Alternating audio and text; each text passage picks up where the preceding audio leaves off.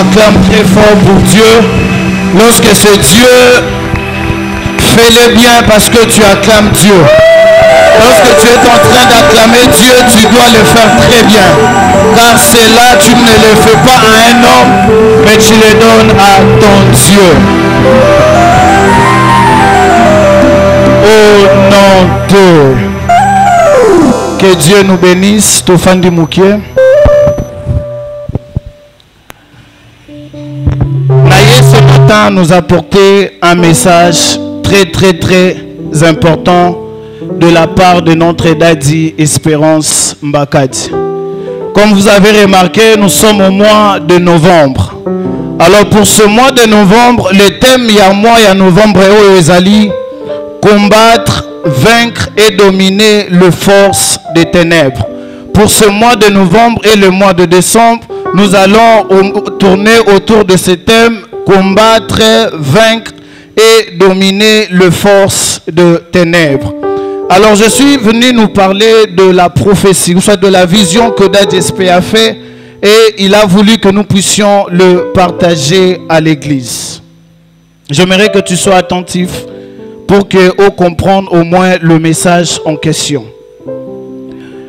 Dadi SP a dit ceci: l'année 2025 sera une saison de grande hostilité sur le plan spirituel.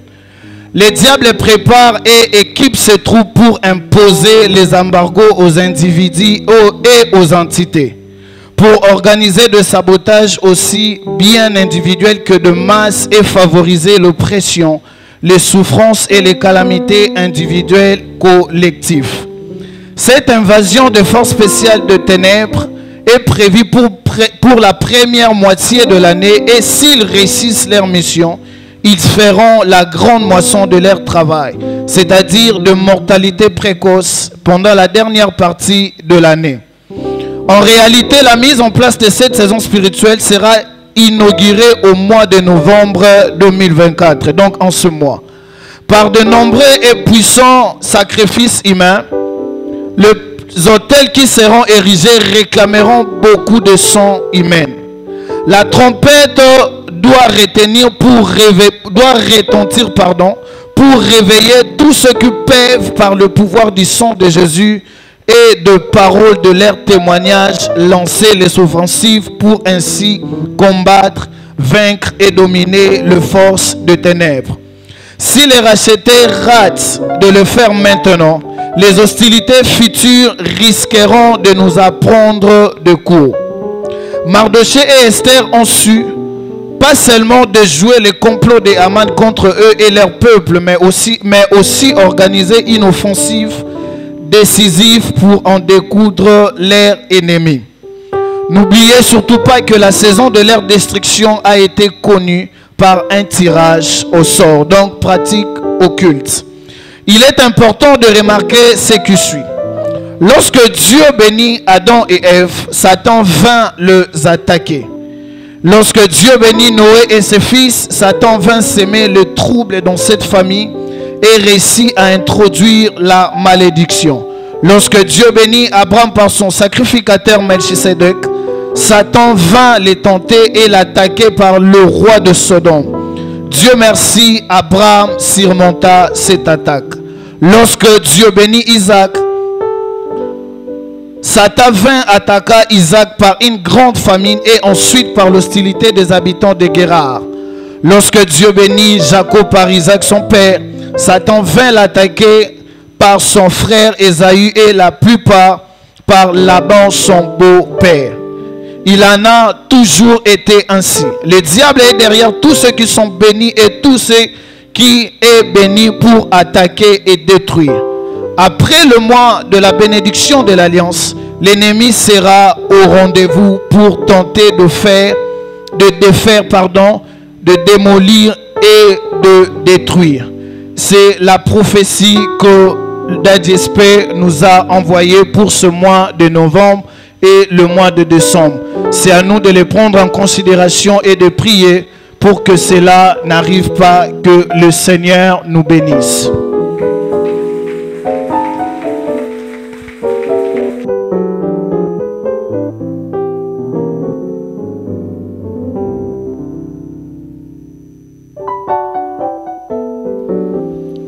Alléluia. À bon entendeur, salut. C'est ça le message qui nous concerne. Nous qui faisons partie de la communauté. Biso bandimi ya Lingomba. C'est le mois de combattre et de vaincre les forces de ténèbres.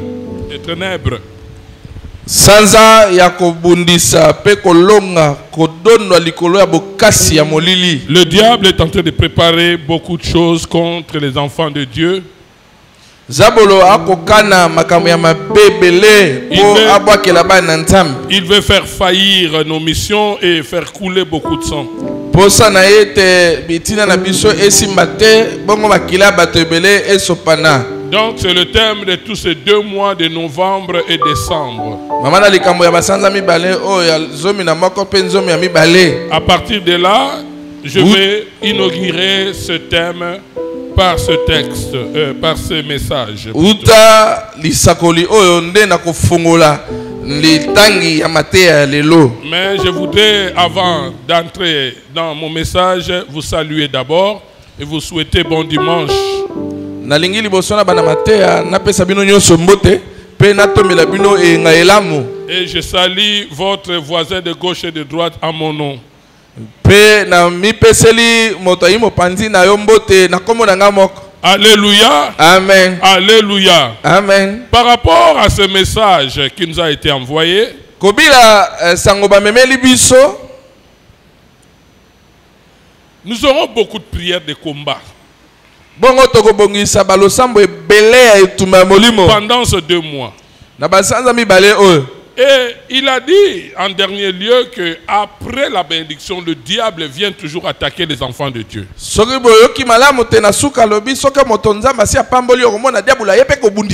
Et surtout que nous venons de sortir de mois de bénédiction de l'alliance. Le diable le sait que la bénédiction de l'alliance est avec nous et il cherchera à tout prix de les empêcher pour que nous ne puissions pas expérimenter cela.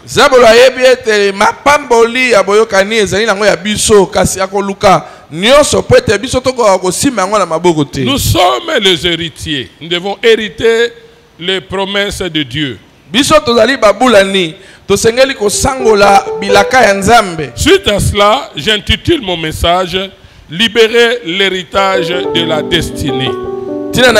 Nazali kopesa komba mateya na ngai lelo pesa bosomi na libula ya mobulani. Libérer l'héritage de la destinée. Pesa bosomi na libula ya ndele. Après tout ce message, après toutes ces prières que nous avons fait les mois passés, bien-aimés, retenez que la bénédiction de l'Éternel est là et vous devez les expérimenter.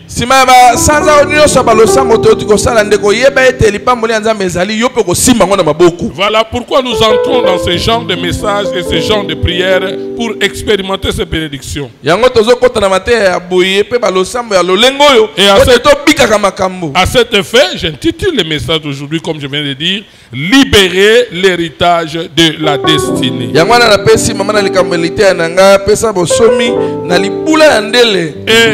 aujourd'hui, la méthode que je vais utiliser est différente de la méthode qui est habituel avec moi.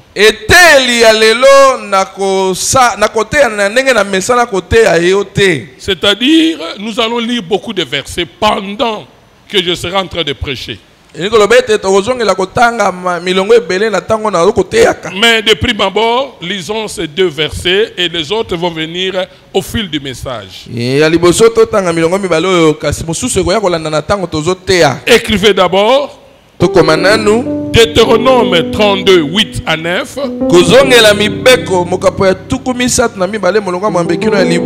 Psaume 16, verset 6. Je reprends Deutéronome 32, 8 à 9.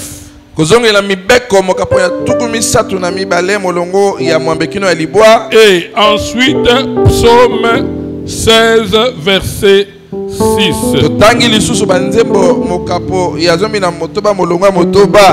Alors, on peut se lever pour lire la parole de Dieu. Tokoki kotelema bongo toyoka litangi ya liloba na Nzambe. Deutéronome 32, 8 à 9, nous lisons notre Jésus. Amen. Quand le Très-Haut donnant un héritage aux nations, quand il sépara les enfants des hommes. C'est très important que le prophète Joël interprète. On reprend. Et faites un effort de suivre. Quand le Très-Haut donnant un héritage aux nations.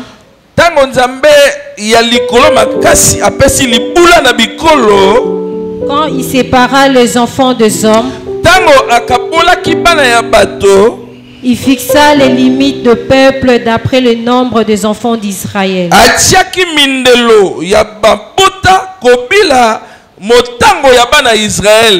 Car la portion de l'Éternel, c'est son peuple. Jacob est la part de son héritage.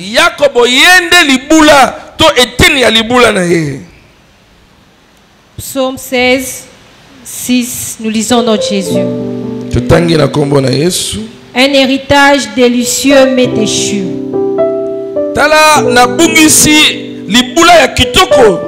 Reprenez, un héritage délicieux m'est échu. Amen. Une belle possession m'est accordée. Amen. Amen. Moi je vais lire avec ma version. C'est dans Thompson. Toujours psaume 16 verset 6. Ma part me revient.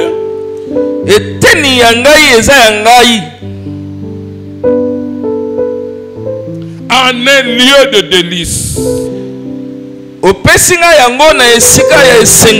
C'est un héritage magnifique pour moi. Est-ce que l'église peut dire Amen? Amen. Et s'asseoir.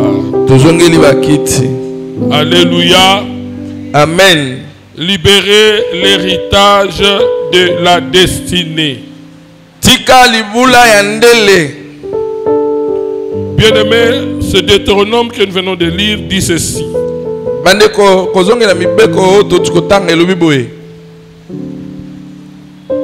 Où nous parle de la création, quand Dieu a créé le monde, comment il a fait le partage de territoire ainsi que de peuple.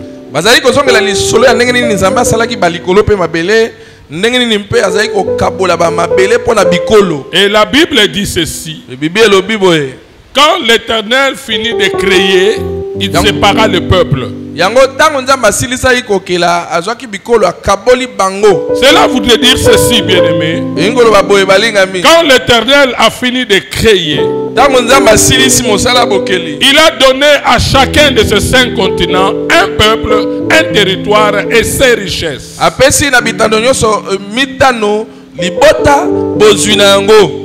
Pour l'Europe, il a donné 4 saisons.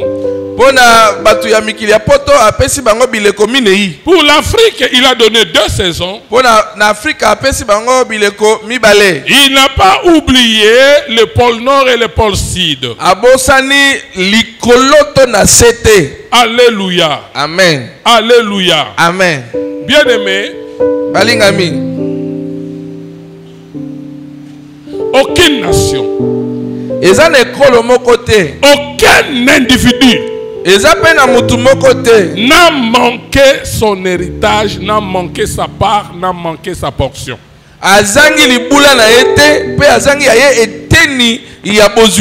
Tel que nous sommes là assis, chacun de nous a son héritage. Dieu a donné à tout le monde afin que personne, ou bien afin que toute personne soit importante là où il se retrouve.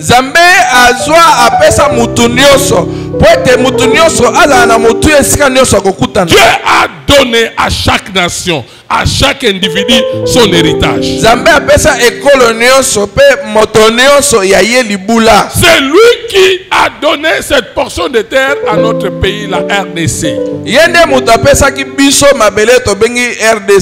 lui qui a dit aux Européens d'aller habiter en Europe. C'est lui qui a fait le partage de toutes ces choses. Aux célibataires, tels que nous sommes individuellement parlant, aux célibataires, il a donné à chacun son mari ou son épouse. Il a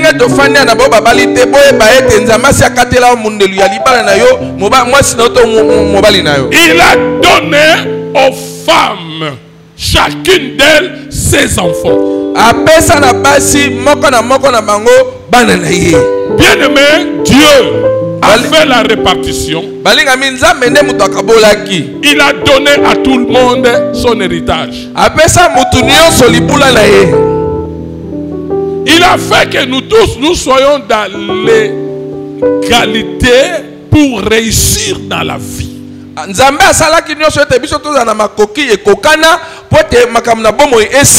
Vous savez, bien aimé, je peux manquer ce que toi tu as, mais je sais que je ne suis pas vide.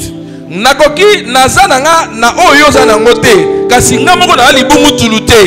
peux pas voir ce que toi tu as, mais je sais que moi aussi j'ai mon héritage. Amen.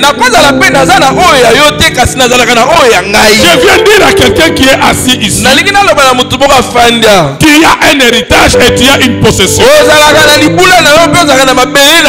Je lève ma main et dis, merci pour tout ce que Dieu t'a donné.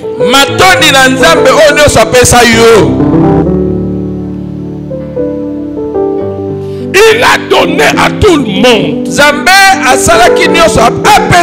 afin que toute personne soit importante là où il se retrouve. Alléluia. Amen. Alléluia. Amen. Ma prière aujourd'hui est celle-ci. Que personne, chacun de nous, ne manque pas la part que le ciel a prévu pour lui. Que chacun de nous ne manque sa portion. Que chacun de nous ne manque son héritage. Le ciel a béni beaucoup de personnes. Il y a beaucoup de bénédictions que le ciel a libéré pour nous. Quand je parle de l'héritage, je parle de la bénédiction. Beaucoup de personnes ici sont bénies. Amen. Le ciel a béni beaucoup de personnes. Mais qu'est-ce que nous remarquons sur la terre? Sur la terre, nous remarquons que nombreux sont encore pauvres. Bien que le ciel a déjà béni, mais beaucoup de personnes sont encore pauvres. Pourquoi? Pourquoi? À cause de certains pouvoirs, à cause de certains principautés qui combattent nos héritages. Voilà pourquoi, bien-aimés, aujourd'hui, nous ne vivons pas la volonté de Dieu. Dieu sait que toi tu es déjà marié. Dieu sait que toi tu es déjà une mère des enfants. Mais sur terre, tu n'es pas en train de vivre ça.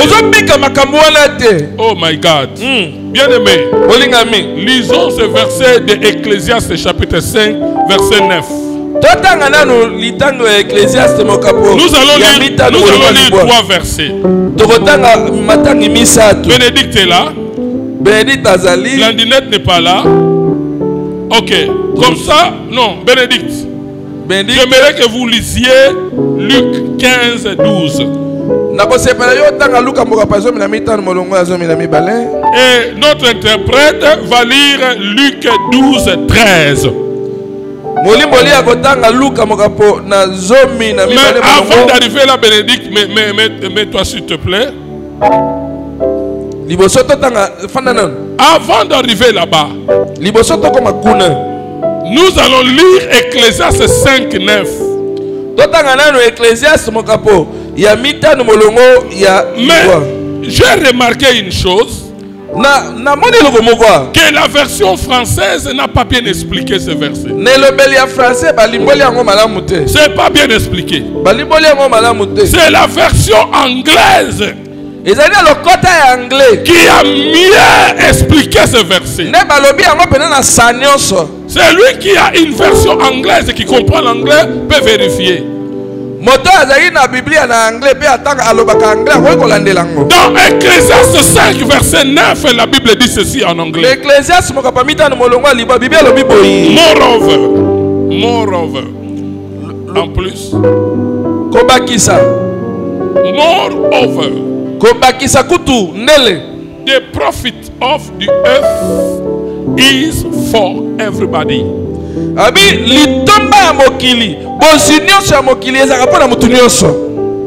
The profit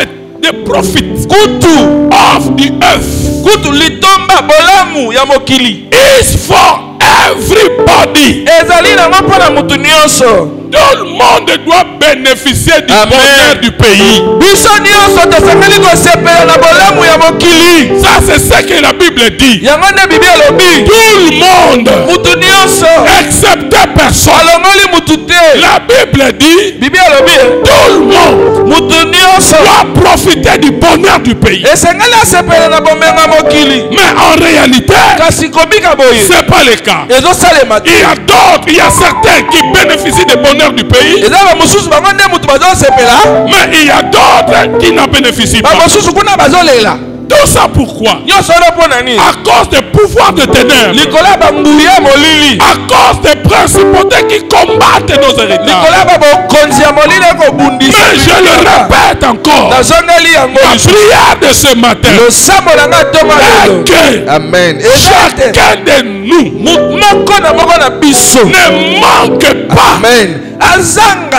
c'est que le ciel lui a prévu. Si tu dois avoir des enfants, tu les auras. Si tu dois trouver du travail, tu dois trouver du travail. Si tu dois acheter une maison, tu dois l'acheter. C'est ça, bien-aimé. C'est ça, bien-aimé. Certains profitent du bonheur du pays. D'autres rien du tout. Le monde de ténèbres est en train de s'opposer aux promesses que Dieu nous a faites. Après ton amen, bien-aimé, que tu profites, que tu gagnes.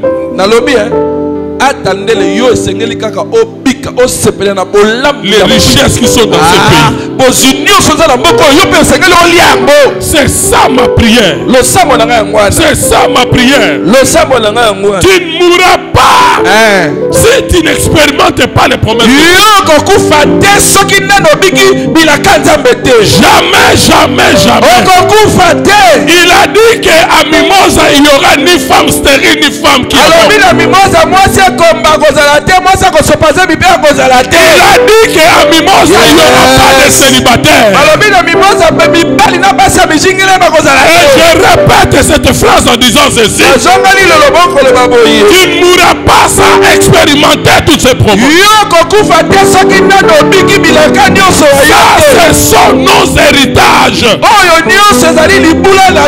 Si c'est toi qui es concerné, donne-moi un amen. Ma fille Bénédicte, tu peux lire Luc 15, verset 12.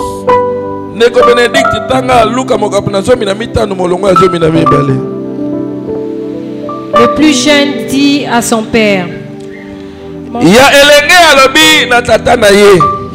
Mon Père, donne-moi la part de bien qui doit me revenir. Tala, tata, pesanga eteni ya bozui. Oyo esengela kezala ya ngai. Et le Père leur partagea son bien. Répète encore, ma fille. Suis bien, suis bien. Le plus jeune dit à son père: Mon Père, donne-moi la part de bien qui doit me revenir.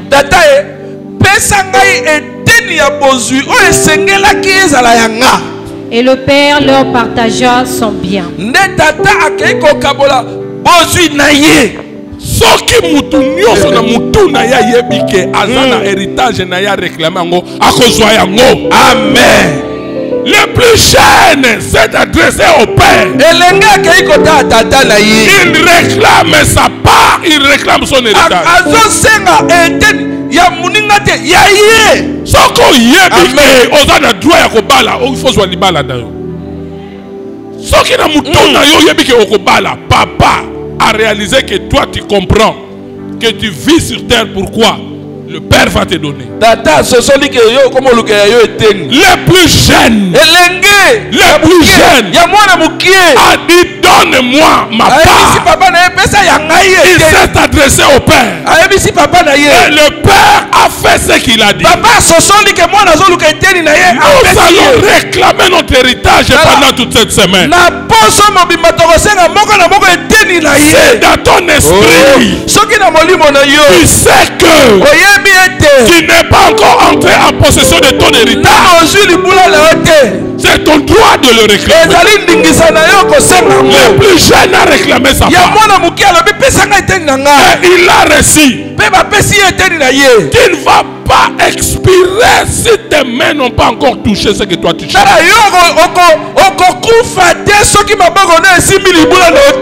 Passons à Luc 12, verset 13. Luc 12, 13. Nous lisons au nom de Jésus. Quelqu'un dit à Jésus du milieu. Tu lis et tu interprètes. Quelqu'un dit à Jésus du milieu de la foule: Maître, dis à mon frère de partager avec moi notre héritage. Oh, est-ce que tu peux reprendre? Quelqu'un dit à Jésus du milieu de la foule: Maître, dis à mon frère de partager avec moi notre héritage. Est-ce que tu peux traduire en lingala? Mutumoko ayeko yebisa Yesu na katikata batebele alobi molakisi paladon yaka koyebisa ndeko na nga apesa nga eteni ya libula tata na biso atikela biso likambo eza na bato ebele yango yo. Likambo eza na bato ebele. Lola asi apesa ye bana, Lola asi apesa ye lipamboli, me mapamboli na bango eza na maboko ya ndeko na ye. Mutu mususu asimbeli yo libula. Voyage wana oya voyageaka eza ya yo. Tu dois réclamer cela. Ce jeune homme a remarqué une chose. Il a remarqué une chose. Il s'est dit, la vie que moi je mène maintenant, non, c'est pas ma vie. Je dois être plus riche que ce que je suis aujourd'hui. Et il est allé auprès du maître pour demander de trancher son problème. Et son problème c'est quoi? Son héritage entre les mains de son frère. Je lève ma main pour déclarer. Je lève ma main pour déclarer. Au nom de Jésus-Christ. Alléluia. Azala patron na yo apesaka salaire na yo te. Azala mutu wana oya kanga mabota na yo. Azala nani? Azala nani? Je m'adresse au Seigneur Jésus-Christ. Zongisela yo héritage na yo. Amen. Bozwi na yo ezonga. Amen. Ezongela yo na kombo na Yesu. Au nom de Jésus. Oui. Solo. Ebele ya batu bazo bonga sima na yo. Azo vimba na bozwi na yo. Pour le cas de ce jeune homme, c'est son frère. C'est son frère. Et je soupçonne que ce frère-là doit être un occultiste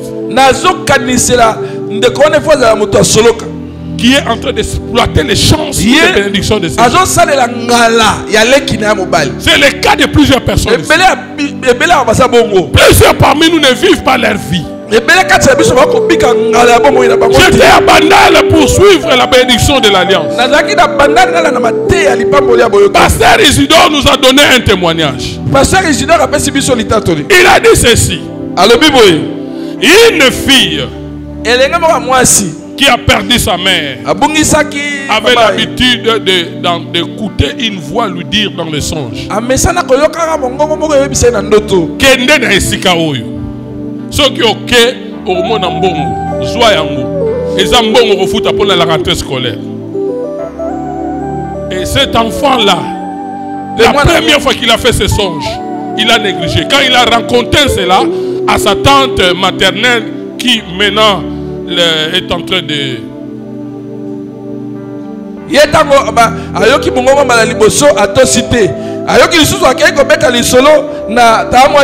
oui, qu'il a pris maintenant en charge. Sa tante lui dira Soko loti bongo kende ko hésité. Et la nuit qui a suivi, le même songe se répétait. Cette voix-là lui a dit Kende na esika songolo komona mbongo zwa yango ekozana mbongo ba futelo classe. Et cette fois-là elle a obéi, elle est allée et elle a trouvé l'argent. Elle est venue donner ça à sa tante maternelle. On a payé ses études. Et il y a eu encore un autre songe.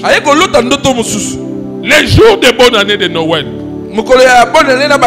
Kende na esika oyo okobona mbongo. Et quand elle est partie, elle a trouvé de l'argent. Mbongo yo pour fêter Noël na bonne année. Et elle a donné l'argent à sa tante. On lui a acheté des habits. Et ainsi de suite. Et quand cette fille-là s'est mariée, d'abord avant le mariage, c'était tout un combat. Pasteur Isidore a prié. Une bonne fille qui craint Dieu.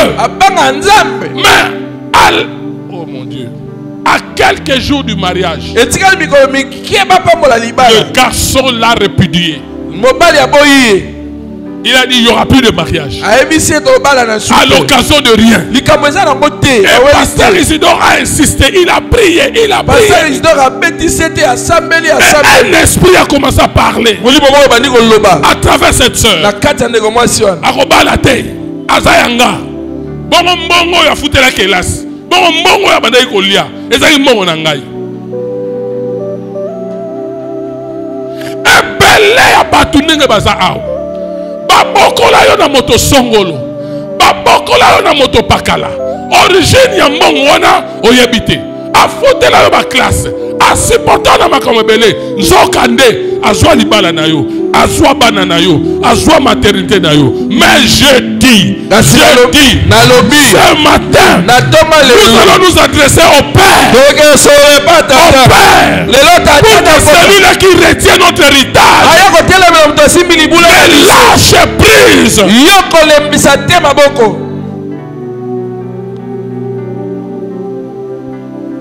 Bien aimés, nous devons faire attention.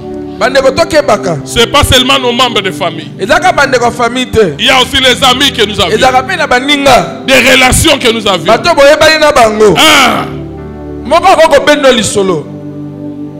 Une fille est venue me dire, pasteur, bistrot, papa moko kaka, naebi nanga yete. Aye, alobi, ma fille, je te donne ça. Et ce papa-là lui a donné beaucoup d'argent. Une affaire de $12,000. Avec cet argent, il a fait ses bistrots. Moi, je lui ai dit, maman, on a peut-être la chance dans la Bible. Non. Mais quand tu trouves cet argent, Yo so boni ba bongo bongo. consulte Dieu. Tunana no nzambe. Cherche la face de Dieu Luka elonge nzambe na mbongo wana. pour comprendre Po sosola. ce qui est caché derrière ça. Molimo nini eza na sima Mais mbongo. toi, du coup, tu prends cet argent. Yo sepeli na mbongo mama ko sui. Et comme je taquine beaucoup, Loka na tumbolaka mingi. j'ai dit, ah, yangona lupemba ezali na baro yoko, donc ba démon penza bazo travailler sima nango. Et cette femme-là ne connaît pas en retour. Ayebite ba nini yelaka ye. Je vous ai toujours dit ça. Na ebisaka bino ngoni mi. La différence entre l'alliance avec Dieu et l'alliance avec Satan est celle-ci. Bokeseneza katikati boyoka na nzambe na boyoka na Satan. Si tu t'engages à Dieu, Soki yo mi kotisi na nzambe. Dieu va d'abord commencer à te dire ce que tu dois perdre. Nzambe akobanda nanu kolakisa o nyonso okobungisa na boyoka ni wana. Comme il a dit à Abraham, Nenga lobaki na avant Abraham. de le bénir, Liboso pambola. donne-moi ton fils, ton unique. Pesa ngana no mwana no ya mobali ya likini. Dieu te prévient. Nzambe okebisa yo. Il dit en avance, Azo yebisa o liboso. voilà ce que toi tu dois perdre. Omoni ndenge tozoyoka na kobungisa Ça, boyo. ça, Kobungisa boyo. ça, Kobungisa ça, boyo. avant d'avoir ça. Liboso ngai na peso boyo. Mais ce n'est pas le cas pour Satan. Satan akabongo te. Satan ne dit rien. Satan akoyebiso te. Lui, il commence à te Ye bénir akobanda nanu kopesa yo. sans dire ce qu'il va prendre auprès de toi. Akebisi kutu yo te na mamu nyonso akoya kozwa C'est nsima. comme ça que Satan procède. Satan azaka nde bongo. Cette fille-là, on lui a rien dit. On lui dit, c'est pas Zwambongo. Ye bayebisi ye eloko te bazwika mbongo Mais bapesi. en retour, il ne sait pas. Kasi likama nini esi. En retour, il ne sait pas. Makama nini ekoyela esi. De même que nous ici, Nemona biso. dans la famille africaine, non seulement nos parents, Ka babotisa biso te. ma tante, ma oncle, ma cousin, ma cousine, Ta mwasi banoko banankasi. kindoki kaka mais intention nini misusu basala ya. Ezaka kindoki. Voilà pourquoi aujourd'hui là, Tiango lelo yo. nous n'arrivons pas à entrer en possession de nos héritages. Tozokoka penza te kokota na mabula na biso te. Cet homme-là qui était en alliance avec toi, Mobali oyo bino boyokanaka mobalana na yo. ton chéri là, Chéri na wana. avec quelle intention Azaka na likanisi il te ni. donnait cet argent? Tanga no peso mbongo. Toi tu ne sais pas. Yo yebaki te. Toi tu ne fais que manger, manger, Yo manger. kolia be kolia. Et voilà pourquoi vous avez des problèmes Yango na omoni okomi na bamikakatano. dans le foyer. Na kata libala oyo okoti. Pour se marier, Po bala. vous avez des problèmes. Pasi. Même vous garçons, Na yo mombali. cette maman-là Mama mukolo wana. va manger. Mama na mukolo wana. Ozo kolia mikate ne na tongo. Qui te sponsorisait Yo aza kopesa mbongo futa classe. Osomba ba syllabus. à l'occasion de rien. Na likanisi nini? Est-ce que tu connais le but qu'elle poursuivait? Yo yebi eloko nini ya ndako luka tango ofuta yo minerval. Pour ce garçon-là qui s'est adressé au maître, Tala mwana mobali akeko yebisa molakisi. certainement, Solo penza. son frère peut-être a payé des études pour lui. Yene mobali tamuso na bokola ye. Sans se rendre compte Ayebaki te. qu'un échange se faisait. Ete yeba ndako sombitinya. Lui, il lui donne l'argent. Ye azofu opesa Il mosolo. paye pour ses études. Azofutela kelasi. Et en retour, Siko na ndenge kozonga. il prend toutes ses Ye bénédictions. abotoli bapamboli na ye Mais nyonso. je répète ce que Psaume 16 a dit. Nazongeli makambo ye mokapola Que na mabelo. personne parmi nous ici Ete mutu moko te kati na biso awa. ne manque ou ne rate ce que le ciel a prévu pour lui. Azanga eloko oyo ebongisela ye Nous te. allons nous adresser au maître qui est Jésus. Biso tokokende kosola na Yesu Il basia. s'est adressé au Jésus. Ayebisi Yesu. Un maître, c'est qui? Abi molakisi aza nani? C'est Maître aza nani? quelqu'un qui a la maîtrise des choses. Maître azali moto oyo ye akubela C'est makambo. quelqu'un qui a la maîtrise des choses. Eza moto akubeli masolo. La Bible parle des fous de Gadara. Biblia abeta lisolo moto aliboma ya malita ya Gadara. Là où il habitait, Na bisika ndofanda. cet endroit-là, c'était un cimetière Esika yango ezalaki malita. auprès d'une côte, Ezalaki pembeni ya mai ebale. d'un lac. Ezalaki pembeni ya mai ya mbu. Ce lieu-là, autrefois, Na mabele wana ntango ya kala était un endroit prospère. Autrefois, les gens venaient faire des trocs là-bas. Les gens faisaient beaucoup d'argent. Mais dès lors que le fou là de Gadara est arrivé, parce qu'il était violent, tout le monde a fui cet endroit. On ne faisait plus rien. Mais quand le maître est apparu à cet endroit,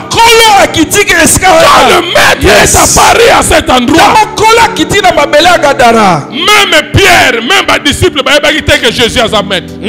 Mais le fou a compris. J'ai pris Dieu. J'ai pris Dieu. Yes. Oyo akanga libala na yo. Mutu nyonso oyo akanga kobota na yo. Oyo akanga ba voyage na yo. Oyo akanga misala na yo. Butu ya lelo. Maître abimela ye. Yes. Maître abimela ye. Nom de Jésus. Ba cauchemar banda. Ba cauchemar banda. Maître abana ko bimela bango. Abimela bango ba toto. Abana ko bimela bango. Yes. Abana ko belela elima ndenge ba disciple banda ko belela. Chacun a reçu son héritage. Dieu a béni tout le monde. Personne. Yes. Personne que Dieu a oublié. Dans la version anglaise, on dit quand Dieu a séparé la terre, il n'oublia personne. Il n'oublia personne. Dieu ne t'a pas oublié. Dieu t'a donné ton héritage. Tu es né avec un héritage. Tu es né avec une possession. Okokufaka locataire était. Nzambasa opesa o mabele na yo. Les cieux sont les cieux de l'Éternel. Il a donné la terre au fils de l'homme. Okokufaka terre soki entre na héritage na yo te. Yes.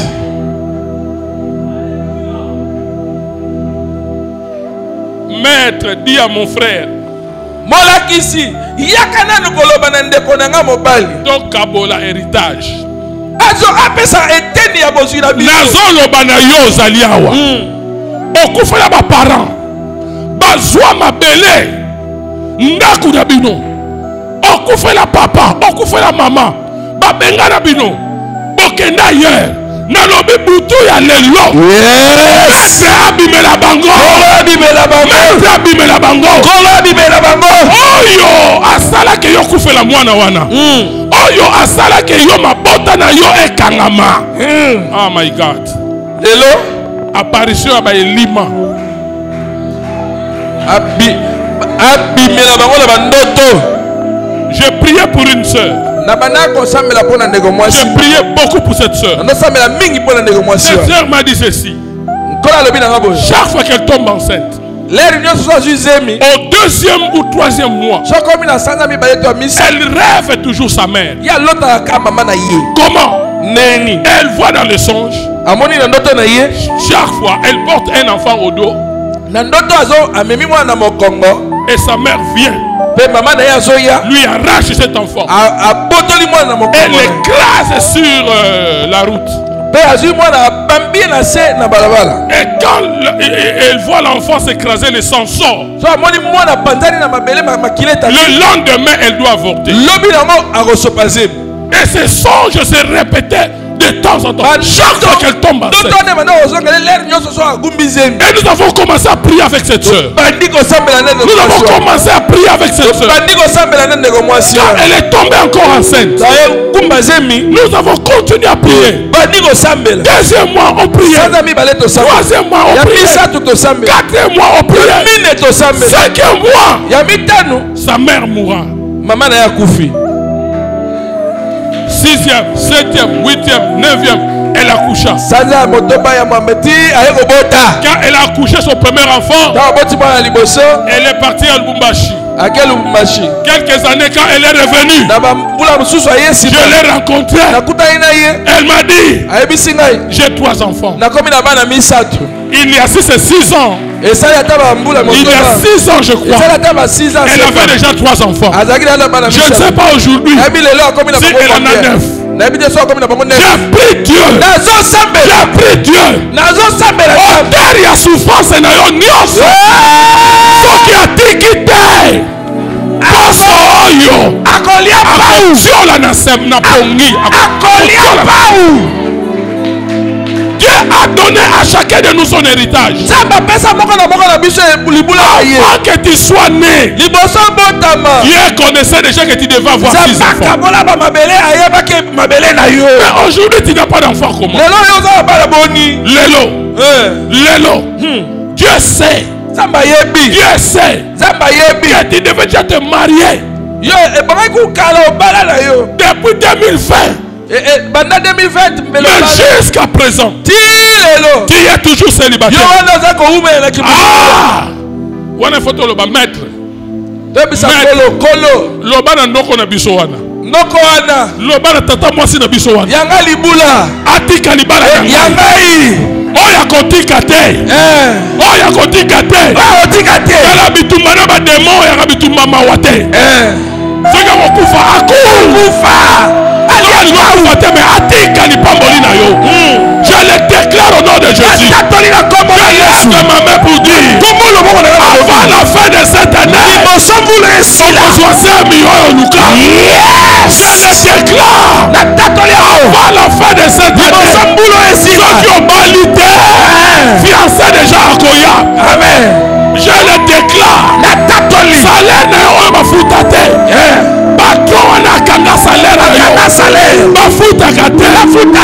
Avant fin ya année okozaba arriéré ya 8 mois na yo akofuta yango rappel de salaire ezali yo amen mbala misato ya amen soka tikite abavule sina toya kotea na matanga na ye. Beaucoup de gens sont pauvres. Alors que leur part sont dans les mains de quelqu'un d'autre.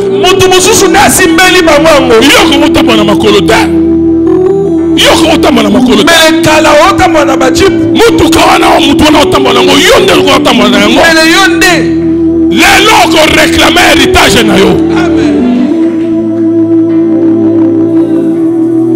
Ce verset veut dire que beaucoup de gens, leur héritage ont été libérés, mais battu ya famille baswa yango.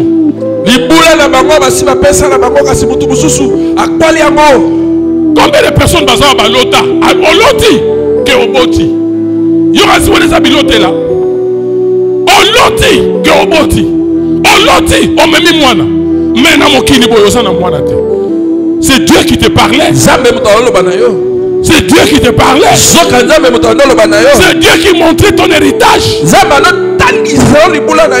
maintenant à toi de t'adresser au maître. C'est leur héritage. Combien sur l'ota au salut mariage? Combien? Loti, au lati voile, au vandi, mais pembe mobile azate. Nalobi ndoto wana ba recommencer yango. Yambalo yo loto lati voile mobile eza. Non seulement tala, eza so makambo ko suka na bandoto te. Mais eza makambo wana ke ndoto pe est comme réalité. Je déclare ndoto nyonso malamu yo lota. Ndoto nyonso ya malamu yo lota. Ekolata poso ono elata nzoto na kombo na Yesu. Oyo ya mabe. Etikala ndoto na kombo na Yesu. Etikala ndoto. Nombreux leurs portions sont manipulées par leurs frères. Leurs cousins. Maître, dis à mon frère. Yemoko aza incapable. Incapable. Lupangu na biwa na babotola. Na mukonzi wana. Banganzamela lupangu. Soki ya lekio na makasi. Aleki Jésus na makasi. Maître azali.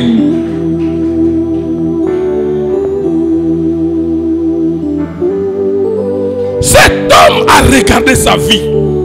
Et il a compris qu'il y a plus, il y a un, ça ne va pas. Comme toi, quand tu regardes ta vie, tu te dis il y a un, ça ne va pas. Il s'est dit, cet homme-là, je devais être plus riche que ce que je suis.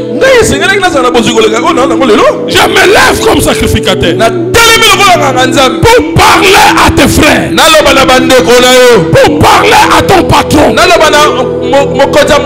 parler à ton directeur, pour parler à cet homme-là ou à cette femme-là.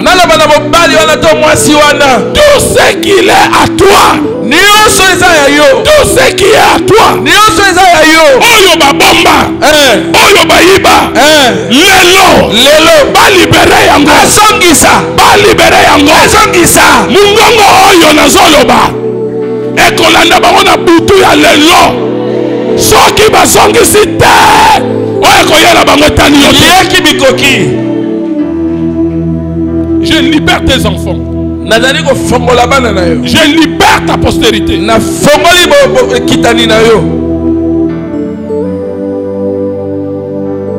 Bénédicte, lis pour moi 2 Pierre chapitre 1 verset 3.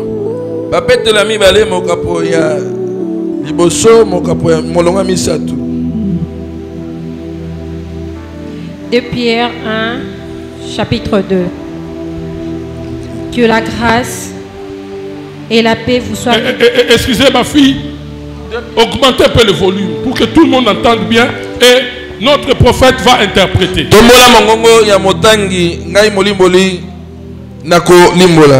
2 Pierre 1, 2, nous lisons dans Jésus. 2 Pierre 1, 3.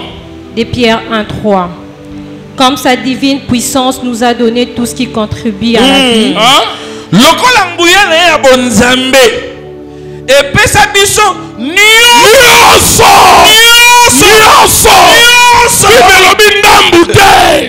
Reprends encore ma fille.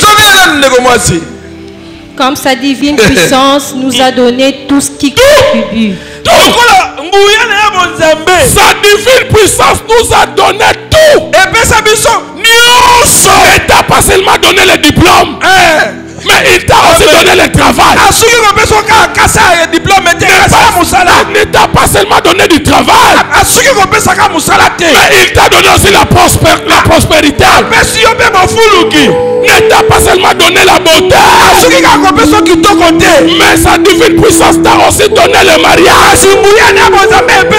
N'arrête pas seulement au mariage. Les enfants doivent venir. Ça ne s'arrête pas là. Tu ne dois plus demeurer locataire. Tu dois aussi acheter ta propre parcelle. Oh my God. La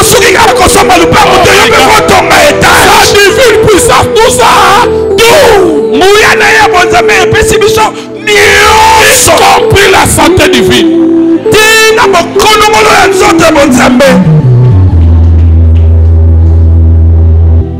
Merci. Merci. Oh my God.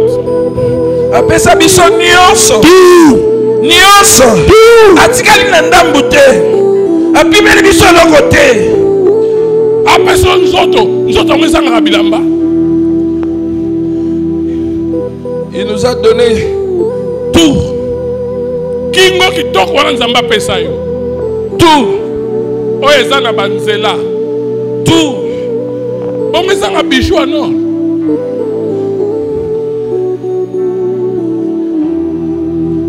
Bible lobi ndambo te. Bible lobi ndambo te. Tout.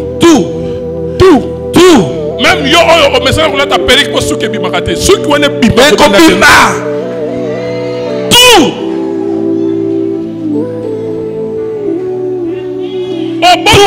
obotama na minute bimi tout bongo biso bato obotama na suki osanga suki tout ba produit no chaka na remplaçant on onction na ngai tout suki na yo kola te awa baba no sale la ngo ba kabelo aya bango e pa ino kabelo za latina te tout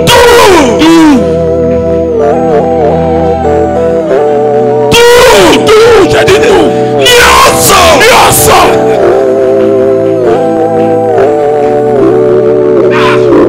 Il nous a tout donné. Mais la maboko, osimbi na nouté. C'est quoi ça? Ni le ngoboye. Papa ça nyoso.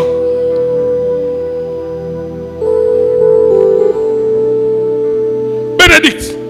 Négomas Bénédicte. Lis 3 Jean, verset 2. Tanga Yohane Amisat Molonga. On interprète. Tolimbola kaka. Non, je vais t'aider. Toi, tu vas interpréter. Ancien Nelson, toi, tu dois lire 1 Samuel 9, 23 à 25. Samuel 9, 1 Samuel 9, 23 à 27. Mais commençons d'abord par 3 Jean 2. 3 Jean Molonga Mibale. Bien aimé, Molonga Mi. je souhaite que tu prospères à tous égards. À tous égards. Posa na ngai eza ofuluka na nyonso. À tous égards. Na nyonso. À tous égards. Na nyonso. Kokola kaka na vie spirituelle était. Kola paix socialement. Na mbongo pe okoli. Osa fort spirituellement. Osa fort financièrement. Saint-Esprit ezosala, mbongo pe ezosala. O prospérer na nyonso. Fuluka na nyonso. Na nyonso.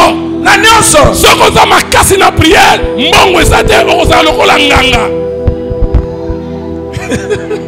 Nganga za na nguya, mais pauvre. Pauvre.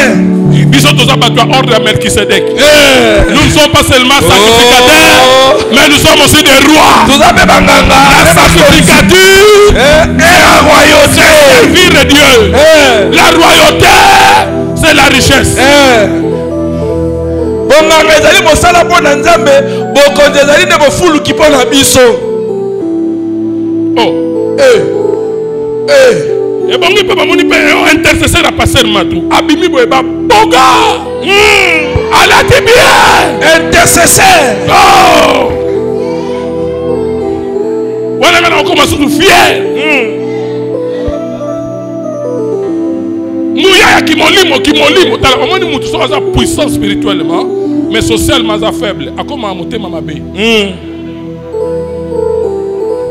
Madame Nyo, ça va nous analyser à Simbikis. Babiso. Et aux alaboya. Amon mouton nenga ye pauvre. Mouton nga ye le pas il ne semble pas pour nanga ye assemblée et simbi. Amon ye mo na balite mamun mouton nenga bali comme na mutuka. Akangi motema. Aye akok bikuna.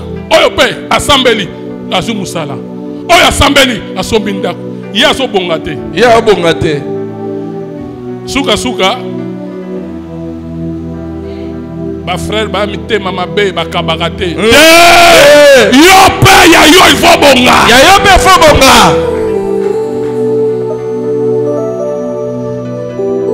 À tous égards, na makambo nyonso, oza makasi na prière, batali pe santé, batali pe beauté, balobi ozongala pe. Nzambe asalaka. Makasi na prière, oza pe kolata bien. Moi coiffe ya bien, moi parfum ya bien. Le Dieu de tout. Il est Dieu de nyonso. Zamba sukaka kopesa biso ya molimo ta.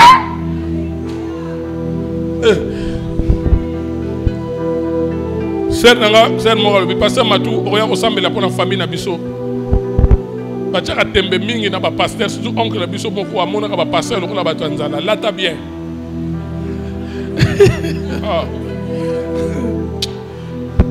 Dans la réflexe, il y a pas 100 ans, il y a banda de bimi.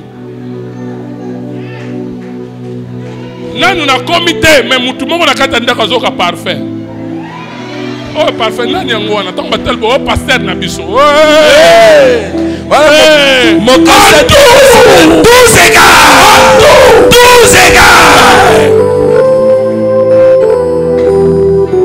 Oh. Maman la biso te nzamba pesa biso pe nyonso. Yango le monaka, maman comme ça la réserve évangile, les orgaïté. Na prié pour na bango, na prié, prié na makasi. Ben sili, on lié pas pesa offrande. N'est toujours moko. Pas pesa offrande. Et là il y a $20.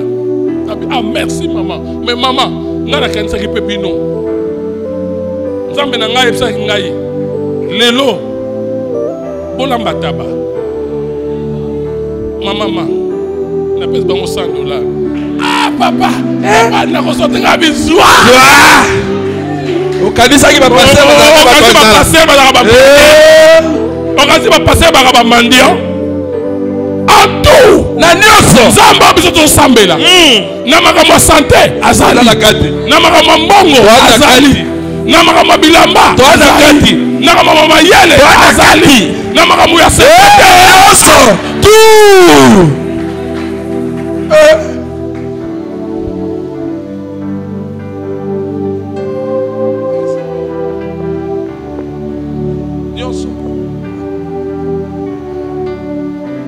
Ko sambela te ko sambela za te que oh na bongwama et la télé comment ya boyi un chrétien Au Christ non bien parfumé bien coiffé kata suki malamu sa parfum bien lata mokase lata veste kamayo lata cravate ya bien suki ba lunette pe tia yela nga vie claire nga la tia mikolo misusu soki azoka sola parfait bien te yamba e na kanai ayoka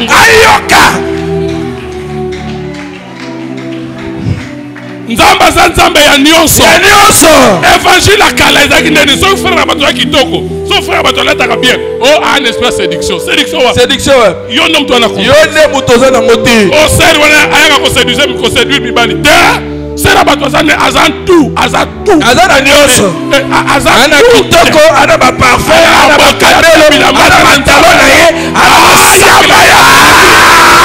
oyo nde okoséduire mutu te basaka badolce gabana wana basala yango bana biso pe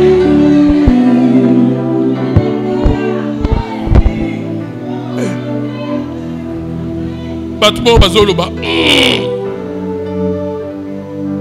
Pasteur Matou yo penza yo ozaka fidèle mpe na mwasi na yo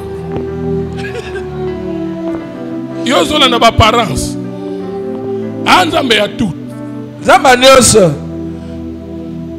mpo na bino boyebi paster nyonso tu il faut aza na sapate moko otalo etengama wana nde abangaka nzambe chemise ekitati awa wana nde mosantu mais soki oyebi koklasse oh non aza ex musicien ex sapeur molimo akaletika ye te bible eza kovante couture ya Jésus ata yo moko fait l'air odeur sans couture elamba yesu fait l'air odeur sans couture yango na biso bana mangembo oyo baza batoto bafils de Melkisedek babengaka biso ba occultiste parce que ndenge baomona mituka conception congolais esika mituka eza ebele eza oui ngai mpe nalobi babenga yo magicien babenga na bango oyo yo yebi ke nga naza na Jésus